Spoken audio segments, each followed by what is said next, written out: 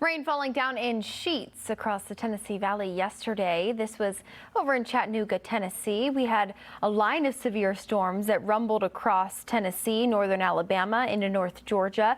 Yesterday, a number of power outages were reported and unfortunately some small instances of damage with those storms. But good news is we do get a bit of a break today, right? Across eastern Tennessee, northern Alabama, Georgia, we've had a quieter afternoon. Things get rowdy once again into the start of the work week on Monday, but we don't want to lose sight of what's still on the board today. We've had a lot of real estate to cover. We just talked about the plains and that heightened risk for an outbreak overnight of damaging winds. Let's head on over to the East Coast because we've had a couple upgrades here this afternoon that I want to make sure that we get in here. So we've had a strong line of storms push off the Georgia, South Carolina coast. Right now, Savannah, Charleston, we're kind of in a better picture now, but we're still monitoring some energy and especially that storm energy building up across North Carolina, Virginia, up into parts of the mid-Atlantic. We see kind of a pocket of instability across southern Alabama. That boundary is going to hang out there through the evening. Severe thunderstorm watch until 10 p.m. This includes southern Virginia into eastern North Carolina. So heads up there, Roanoke over to Norfolk, down through the Outer Banks, where we could see some damaging winds.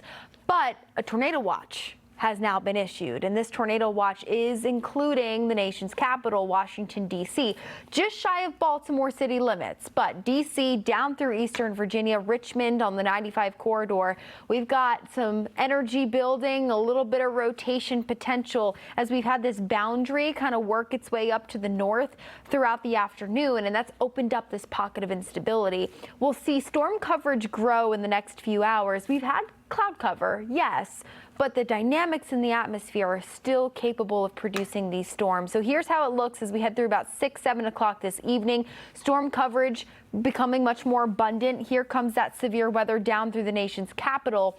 Damaging winds, but yes, that twisting component is there. So we could see the possibility of a tornado as we head through the dinner hour.